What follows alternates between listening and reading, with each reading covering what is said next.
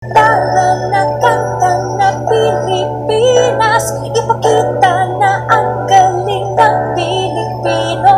Tara na kanta na Pilipinas, oh, tara na kanta na Pilipinas.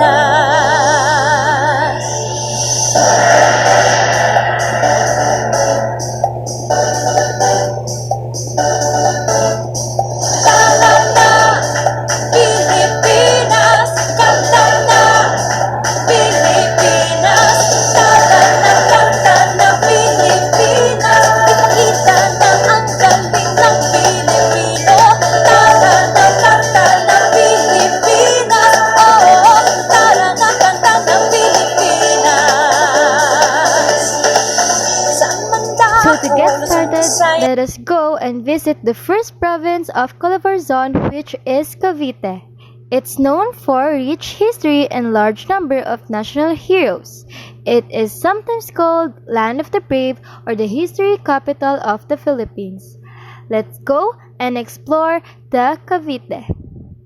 The origin name of Cavite evolved from the word cavit or cavit, sea instead of tree, meaning hook, referring to the shape of land along the coast of Bacoor, Cavite.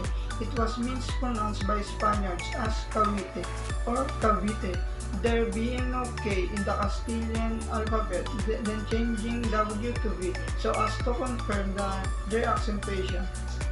Cavite language.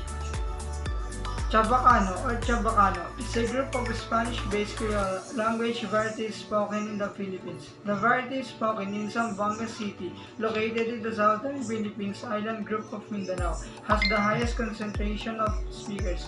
Other currently existing varieties are found in Cavite City and Ternate. Located in the Cavite City on the island of Luzon, Chabacano is the only Spanish-based Creole in Asia. Regatta is a festival in Cavite City, which the merrymaking is centered on sprinkling water. It is a week-long celebration starting on the second week of June and ends on the feast of day of Saint John the Baptist, June 24. Magayway Festival, Imus Cavite. Magayway Festival is celebrated every 28th of May in Imus, Cavite to commemorate the Battle of Calaban, where many Filipinos following the lead of General Emilio Aguinaldo risked their lives against the conquering Spaniards. Tagged as Wagayway Wave, the historical Imus is the place when the Filipino flag was first waved to signify a won battle. Imus Festival, Amadeo Cavite, is the Amadeo word for pasasalamat, thanksgiving in the olden times. As a tradition, coffee farmers gave away his last can of harvest as a sign of thanksgiving, believing that by doing so, luck and abundance would come on the next season harvest. Paru-Paro Festival, Dasmariñas, Cavite. The city of Dasmariñas, Cavite celebrates the Paru-Paro Festival every 26th of November. The first Paru-Paro Festival was launched in November 26, 2011, coinciding with the second city block anniversary of Dasmariñas. The metamorphosis of the butterfly resembles the event that the city underwent towards becoming a progressive city. Church. This church is located at the center of city dedicated to its patron, Saint Michael the Archangel. The parish was established through cedulary on January 18, 752. If you're coming from Manila, this is the first church that you could visit. Imus Cathedral, a Roman Catholic cathedral church in the city of Imus. It is also known as the Cathedral of Our Lady of the Pilar and the seat of the Diocese of Imus, which oversees all the Catholic churches in the province of Cavite. The parish was established in 1795 in Tacloban. It was transferred to its current location in 1823. Dasmariñas Church, also known as the Immaculate Conception Parish Church. It is located at the city center beside the City Hall.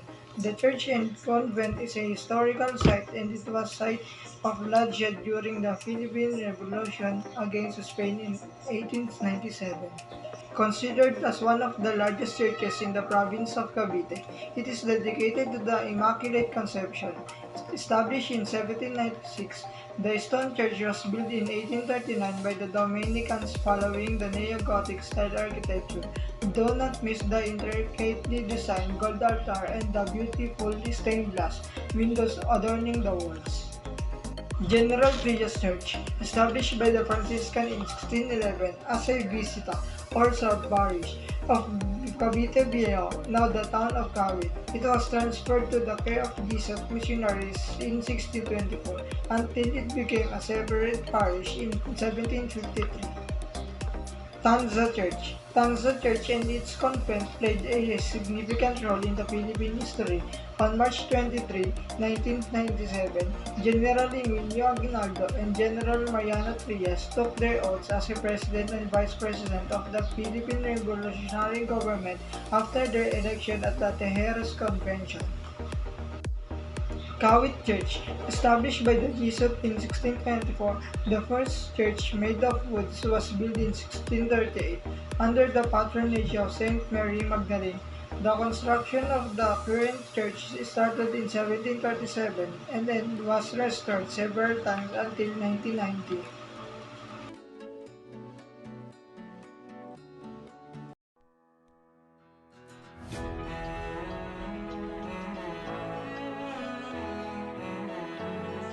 Here's the best tourist spot in Cavite. Tagaytay Ridge is a highland area in Tagaytay where palms in the sky. This is also a perfect romantic spot for weddings. Taal Volcano is an astonishing volcano located in Cavite, although it is a quite small, actually the smallest active volcano in the Philippines. It is a really beautiful volcano. Imus Cathedral is one of the historical churches in the Philippines. The ceiling structure and precious relics are proof of its historic significance. Museo de la Salle holds most of the historical artifacts of Cavite. It is located inside the La Salle University in Dasmariñas, Cavite. The museum was inspired by Bahay na Bato, a two-story building with a stone, mortar, brick, and wooden structure. General Emilio Aguinaldo Shrine is the home of the first president in the Philippines. This is where the first Filipino flag was waved, marking the independence of Filipinos from the rule of Spain on June 12, 1898. Puzzle Mansion. Do you remember playing jigsaw puzzle when you are a kid? Do you find it easy? Well, if you find it easy, time to think again if you visit Puzzle Mansion or Museum and meet Gina Lacuna, the record holder owning the biggest puzzle collection recorded in Guinness Book of World Records on 2012. Corregidor Island is a stronghold of joint forces of Filipino and American soldiers in World War II, defending the entrance of Manila Bay from Japanese invaders. Pico de Loro. Pico de Loro, also called as Parrot's Peak, is one of the amazing natural attractions in Cavite, where it stands like a firm stone tower.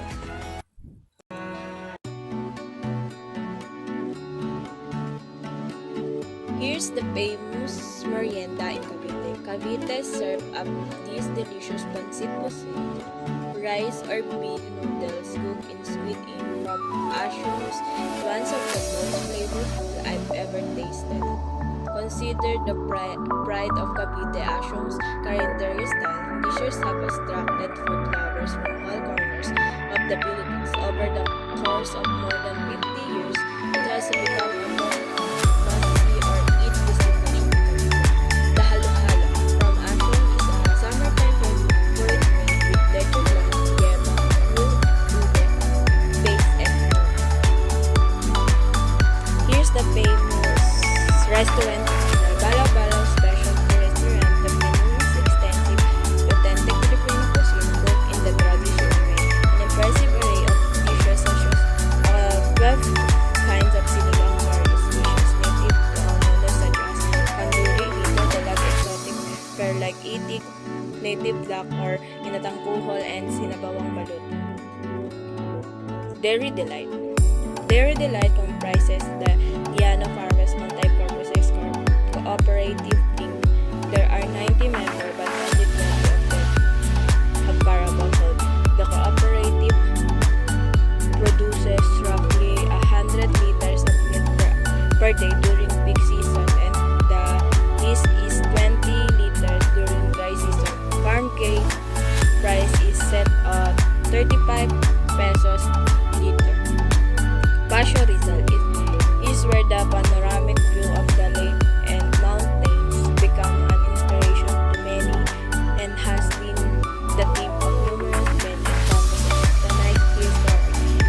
Their constant research through contact and network and from seminars and coffee expos has made them realize that the demand for good and best coffee is very high here in the Philippines as well as abroad. Hence, they have started coffee planting, producing, and trading to meet the demand for the best coffee here in the Philippines. The main thrust is to develop popular varieties to best grade quality as grown in the hills of Tanay. Thus was born the perfect cup of the Tanay Hills Coffee Beanery in Sampaloc, Tanay, Rizal. Here's the famous food in Cavite City. Caviteño breakfast. A typical Caviteño breakfast referred to as magdiwang breakfast by our guide can consist of salsa, tapa, tinapang salinas, tortang itlog with puro mustasa, sibuyas at kamatis, tablea, chocolate from Alfonso, Cavite fruits from Amadeus Cavite, which is pineapple, watermelon, then papaya, Amadeus coffee, Cafe Amadeus, Bahimis blend, can substitute the hot chocolate. It's a kind of coffee it's known like understand. Cavite tamales. The Caviteño tamales are made with steamed rice flour, galapon, pork, chicken, chickpeas, and egg.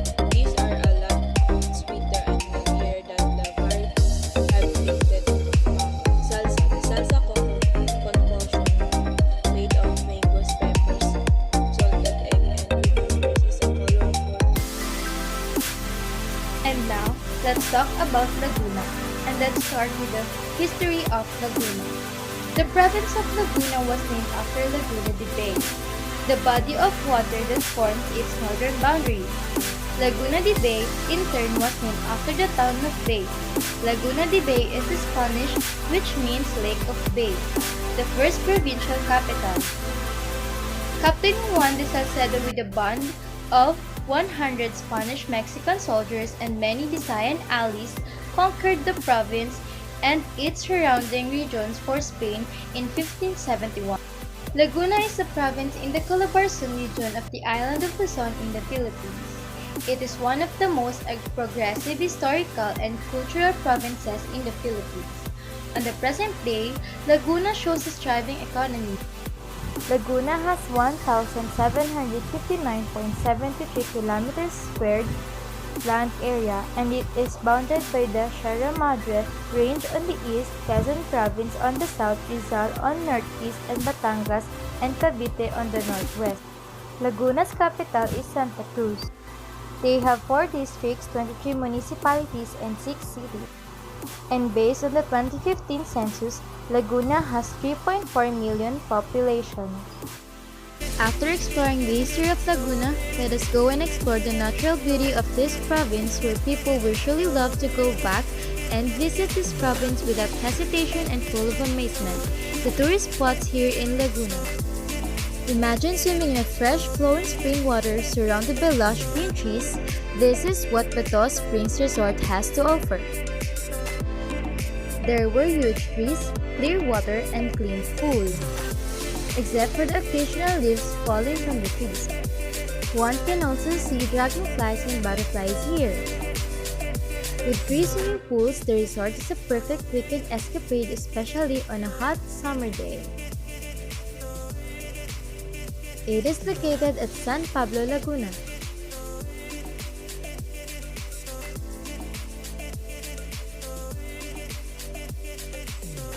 For those who are itching to trek through the vast wooden forests of Laguna, the majestic 72-feet Pulugan Falls is one of the best tourist spots here in Laguna. Laguna is an hour trek and hike going to the majestic falls. Since Laguna has been known for its large lakes, one of those sources of waters that fills up those big lakes came from the water of Hulugan. It is located in Luciano Laguna. For adrenaline junkies looking for a heart-pumping adventure, it's one of the best places for you to visit in Laguna, Mount Makiling. Mount Makiling is 10.9-mile moderately trafficked out and back trail. It is located near Los Baños, Laguna. The trail is primarily used for hiking, nature trips, and biking. It is also features amazing views, wildflowers, and also considered a sanctuary of endangered species. Makiling was once an active volcano with even seasoned hikers rating in difficult hike. Pagsanhan Falls, or known as Cavinti Falls, located in Laguna. This nature trip in Laguna is perfect for thriller seekers looking for a fun activity during weekend. Bring out your inner child and hop on board your favorite rides at Enchanted Kingdom. It's a theme park located in Santa Rosa, Laguna. It has a land area of 25 hectares. It is already reopened with new health and safety protocols. For double the fun, bring your friends along for an exciting experience on rides. And that's just some of Laguna's tourist spot. If you want to be amazed and feel the enjoyment, visit Laguna, enjoy, have fun, and relax. The language in Laguna. The primary language is Tagalog. The Tagalog dialects in Laguna is generally the same as Manila, but the same influence from Batangas and Quezon dialects in terms of vocabulary. The most Laguna resident can speak English, especially in urbanized region. Famous delicacies in Laguna. In our first menu is espasol. Espasol is a Filipino rice cake shaped like a cylinder originating in the Laguna province. Traditionally sold during Christmas season, it consists of rice flour, which is cooked in coconut milk, coconut syrup, and poured into the toasting rice mill. In our next menu is buko pie. Buko pie is a traditional Filipino coconut custard cake, often referred as a coconut pie. It recognized in the town of Los Baños, in the province of Laguna. It's similar to a cream pie that is very popular in Filipinos. And the only difference is buko pie, made with young coconut, no cream, custard filling. Buko pie uses lighter, denser, sweetened milk in filling it up of coconut milk. Our third menu is queso puti. Queso puti is a Philippine cheese made of sun and non-aged carabao milk and salted curd with vinegar, citrus, or rennet juice. It's also possible to use goat or cow milk to make a queso puti. Queso puti was originated in Santa Cruz, Laguna. Next menu is uraro. Uraro is a Philippine cookie that also known as araro or arrowroot cookie. The texture is dry and powdery and usually a floral shape. They come in South Luzon, especially Laguna, Quezon, and Marinduque provinces. The traditional process of uraro labor intensive. The whole thing takes a full day, beginning with arrowing roots, harvesting in a process called pag-ilod, the root of cut and then crushed with a stone on a wood plate. In our next menu, bibingka. Bibingka is a kind of Philippine rice cake. It's typically made from galapong, cocoa butter, margarine, and sugar. Every Christmas, side street vendors offer this tasty rice cake along with puto bongbong, to local tourists and even the foreign tourists. When you visit Laguna, bibingka is a must-try delicacy, and try best bibingka will be found at municipality of Pagsanwan.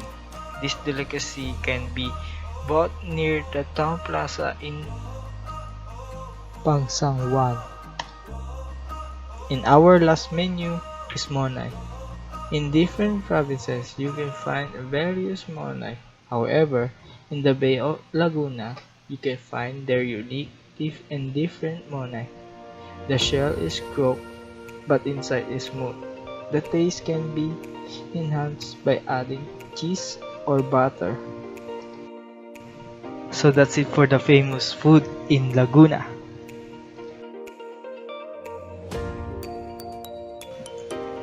Festival in Laguna.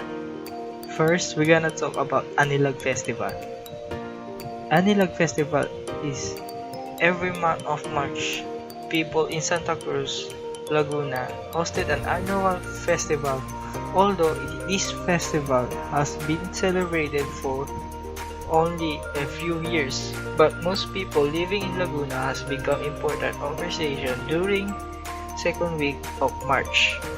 The Anilag Festival held annually. Anilag is a short term for Ani ng Laguna, meaning Laguna crop. Initially commemorated to celebrate the day of this region creation.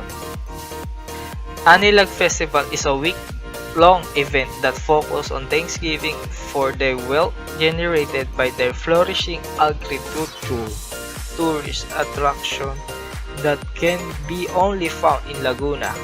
You would definitely enjoy watching the street dance competition, the float contest, and the other musical competition. The various events are organized to draw up the passion and engagement of all. If you want all to buy a souvenir or local delicacies, you can easily find one in the stall and shop. Our second festival is Coconut Festival. The Coconut Festival was born out of the need to celebrate this amazing crop because of the value of in memory of their patron Saint Paul the Hermit. The Coconut Festival is a week-long tradition held in municipality of San Pablo, Laguna. The celebration started in 1996. The Coconut Festival of San Pablo, also known the Coco Fest, brings more color to the festival which takes place every January. The festival is a Thanksgiving celebration for the biggest plant of pride in town. San Pablo is all well known for its proliferation of coconut trees, which has provided all the residents of the city with many opportunities for life. This drew both local and national media and the people from nearby towns and foreigners. Piña Festival. The municipality of Caulan in Laguna, known for its celebration of the Piña Festival, takes place during 15th day of May. The town originated by the word Kalawa, which means rust. It means reported that lumps of rust has risen and softly floated on a water called Makalawang Spring for decades. Kalawan patron saint is Isidore the Labrador, the farmer of patron, known as San Isidro Labrador in Spanish. The annual event in 1999 aimed for the festival is to promote the Kalawan pineapple and other architectural products. Trade fair show features local products from the region. The most of them pineapple items such as and piña fabric textile made from piñalas leaves, and it's the cloth used for the fine art. Philippines introduced clothes, the barong without the florid, with did complete with beautiful float portraying each of the barangay of the city and the most articulated Mardi Gras street dancing competition, with various schools participating with the students wearing colorful costumes. Churches in Laguna, Calamba, St. John the Baptist Church. Calamba is a popular because it is the birthplace of everyone who knows. And did you know he got baptized here in 1961? Perhaps we don't know his life and works. And reconstructed in 1859 and was destroyed again after World War I and rebuilt to its current form. It features a Baroque style and stained glass windows. Calamba is the home of St. John the Baptist Church, which was his first built in 1779. That's it for Laguna. Thank you for listening.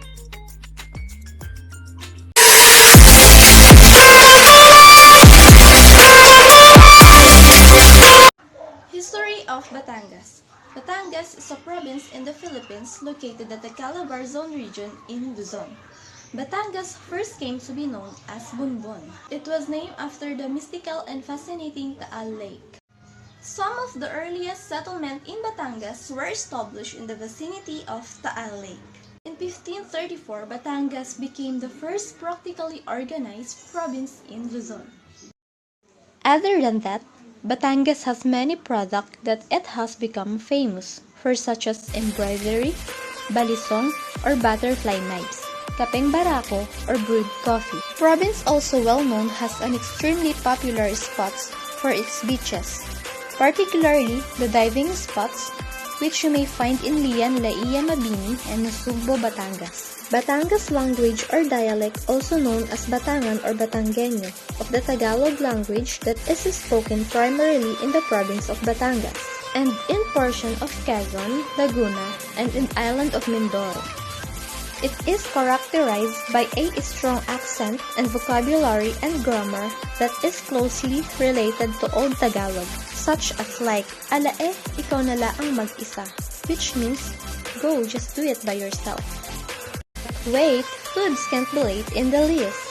Expect a lot of seafoods that harbors in their big lake and rivers. Batangas is a coastal cuisine highlighted in their place. Batangas offer a wide many selection of foods. Batangas is a coastal, so expect a lot of seafoods that harbors in their big lake and rivers. So freshwater fishes are also available. Batangas beef is known for its high quality and many roadside stores sells buffalo and goat meat. Some of their famous food that can be offered are bulalo, Batangas lomi, gotong Batangas, taghilaw, tamales ng ibaan, and adobo sa dilaw. Sufficient to separate from Manila. Morong was then separated and was called Morong Province, but later on changed its name into Rizal Province. In honor of our national Morong was once part of Manila Province until there are debates if Morong was self-sufficient to separate from Manila. Morong was then separated and was called Morong Province, but later on changed its name into Rizal Province. In honor of our national hero, Jose Rizal. Rizal is located in the northern central section of the Calabarzon in Luzon, with a total population of 1,100,000 people.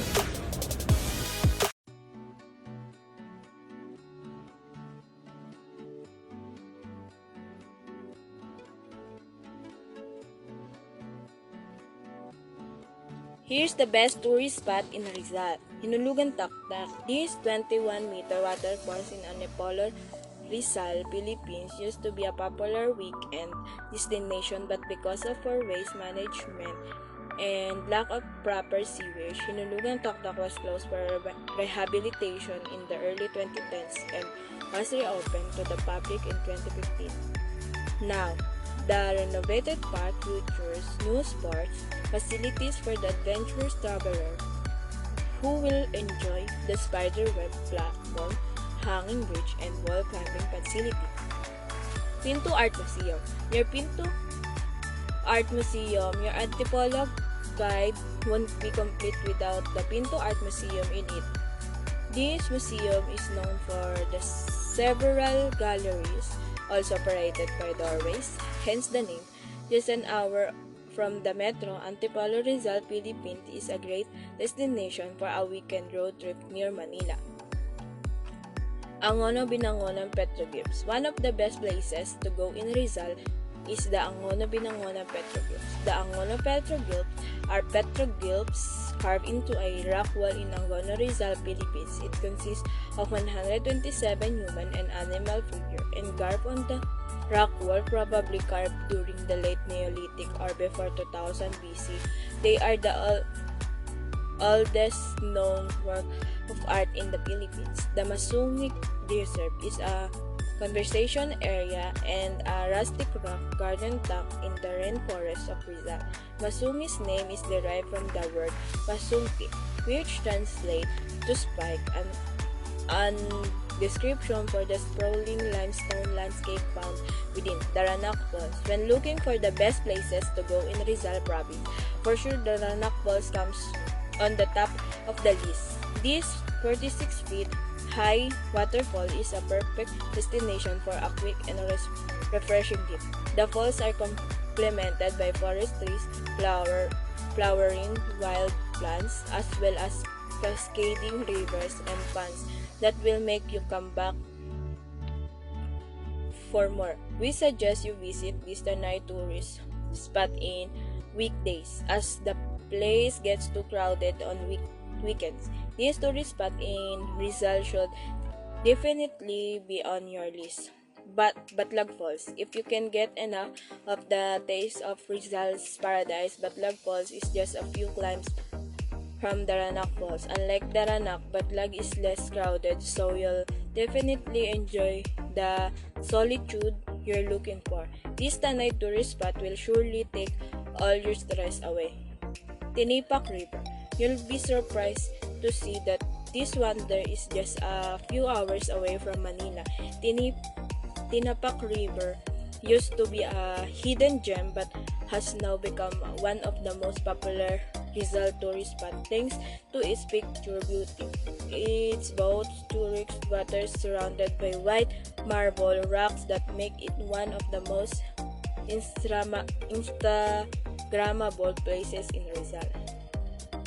Cloud9 Antipolo. This place gives its visitor a panoramic view of the busy metro. It's very popular among the young ones, especially to couple because of its romantic ambience. Cloud9 Antipolo is also perfect for friends and families looking for a quick getaway. Pelilla Wind Farm. Yes, this is the province of Rizal. You don't have to go away up to north to Bangi, Ilocos Norte to marvel over famous windmills. Contrary to the popular belief, it's not a Tanay Rizal tourist spot windmill because it's located in the town of Pelilla. There, you can already see the 27 windmill turbines that are strategically carted over the mountains overseeing Laguna Lake. Lastly is Treasure Mountain. Has become popular for its effortless sea of clouds and the majestic view of the Sierra Madre mountain range. This Tanay Rizal tourist spot offers a day's tour for families who just want to see the clouds. The best time to visit the mountain is at dawn to catch the sunrise and enjoy the breathtaking views. The occurrence of the sea of cloud is usually between 5 a.m. to 8 a.m., although it will depend on the weather condition for that day.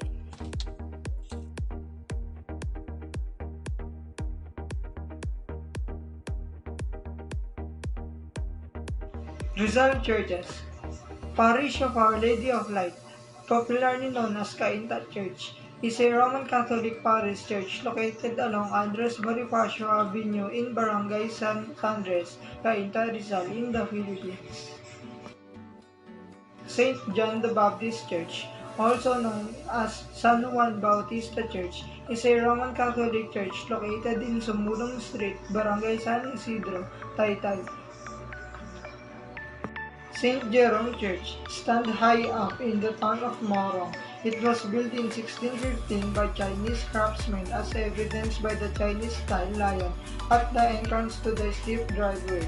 It took 3 years to construct the church, which was funded by the Morong Tanda Ursula Parish Church. Is located in the town of Binangonan, Rizal. This 2-century-old church had been structurally preserved and restored to its historical significance. It was originally a chapel built in late 15th century by the Franciscan missionaries to gain access to the native settlements around Laguna Lake.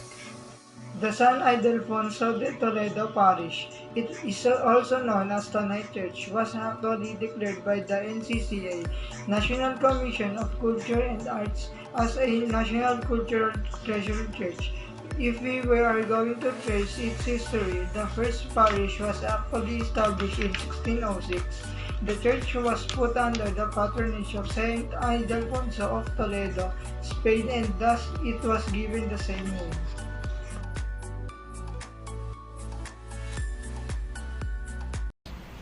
Good day to all of you. My name is Leo Erebal and I am tourism student of Besling College of the Philippines. And today, we will tour you guys to the province of Quezon. Join me in discovering unique beauty, traditions, and delicacies of the province.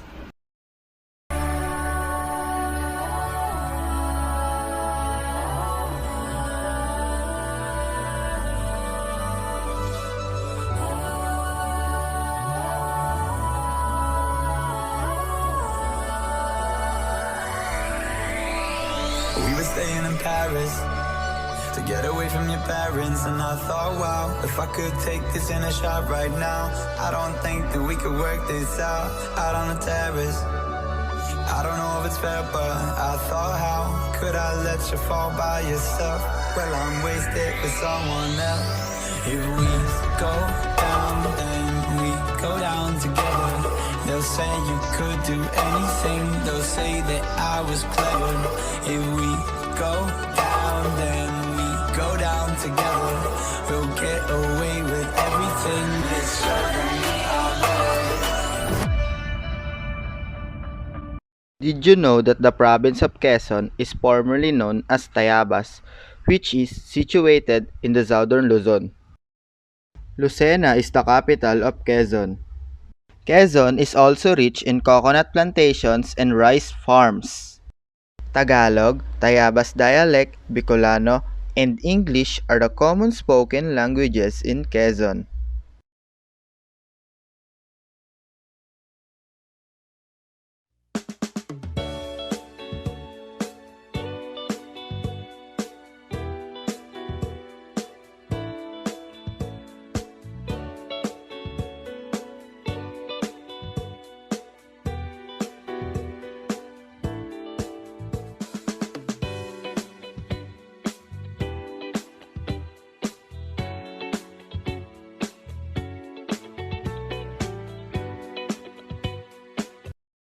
The Pahiyas Festival is celebrated on the 15th of May every year in the town of Lucban, Quezon.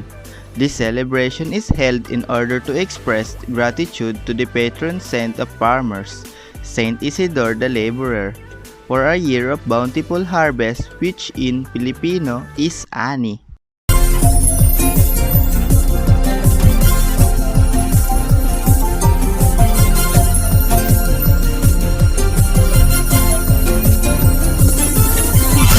Ang saya, iba ang sigla, iba ang pangalina nitong aming Lucena. Ang ganda ng kulturang bukod tangi sa iba. Ang saya ng mga tao, laging nakatawa. Pasayahan sa Lucena, sadyang angat sa iba. Mga tao sa kalsada, nagsasaya't nagpipista. May parada ng artista, napogi at magaganda. Ang sayaw ay bonggang-bongga, makulay at ibang-iba sa pasayahan. The festival had its beginnings on May 28, 1987. It was conceptualized during the administration of the late human rights lawyer of Lucena, Ed A. Abazede, a former congressional fellow at the United States Congress, a former Bureau of Internal Revenue local office chief Aguinaldo L. Mirabeles. Initially started as 3-day celebration, the first festival ended on May 30, the feast of Saint Ferdinand Lucena City's patron saint. But as the 3 years went by, it became a week-long celebration that is usually held during the last week of May.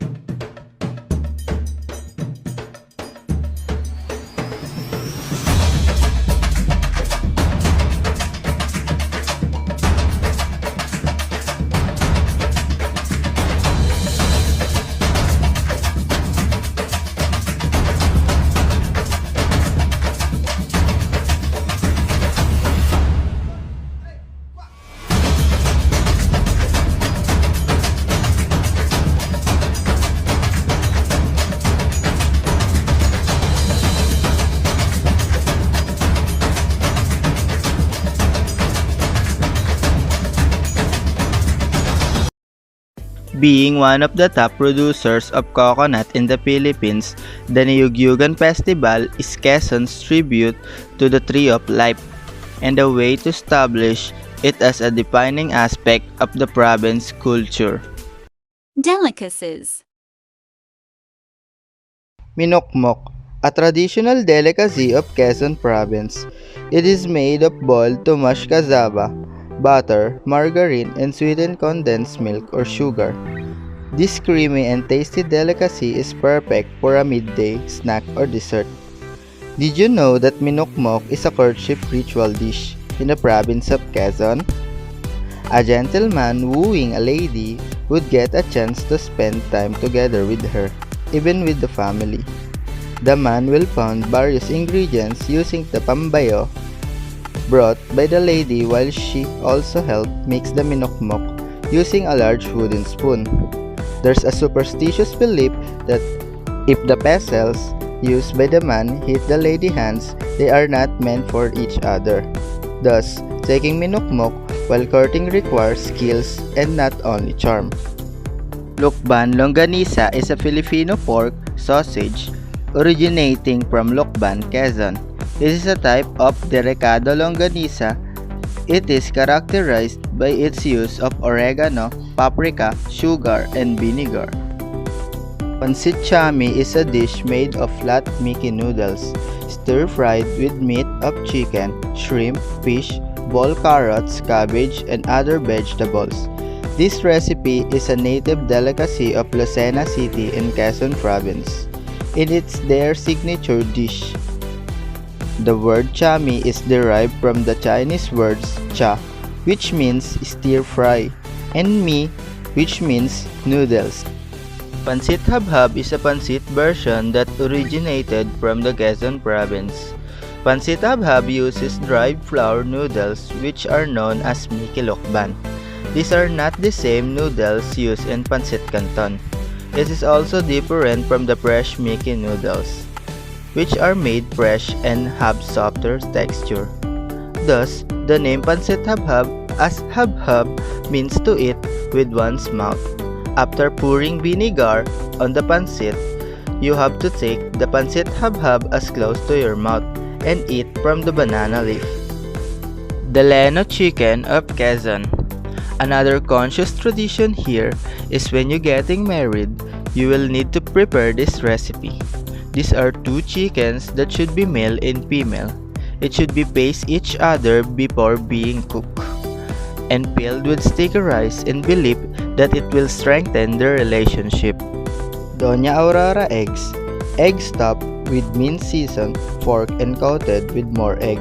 The egg dish was named after President Quezon's wife, Doña Aurora, because it was claimed to be her favorite. Churches. San Pedro Bautista Church of Candelaria. St. Francis of Assisi Parish Church of Sariaya. St. Catherine of Alexandria Parish Church of Pagbilao. Our Lady of Angels Church of Atemonan. Cathedral of San Diego de Alcala. Minor Basilica of St. Michael Archangel. Church of St. Louis of Toulouse. Tourist spots.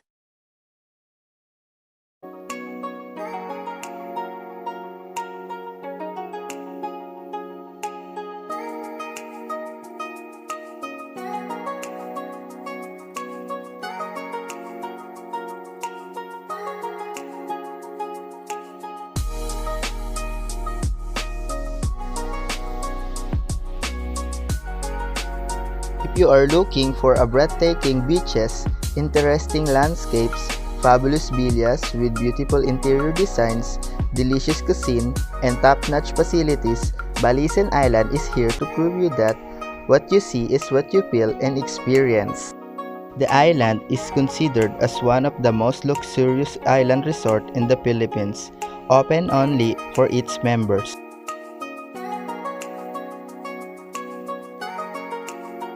If you want to experience a very unusual yet beautiful beach, you are in a right page, Salibungot Beach. There are hundreds of popular beaches in the Philippines.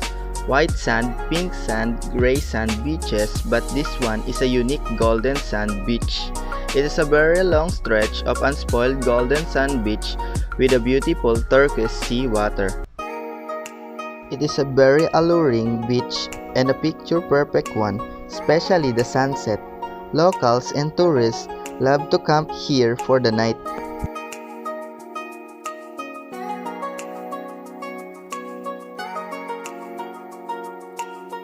If you want to experience a falls, then you can. Quezon Province will not let you go back to your city without experiencing their own and unique falls.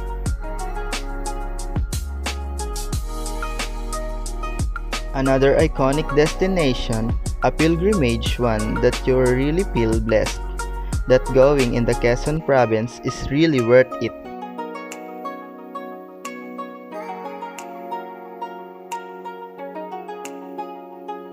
An island with different ecotourism?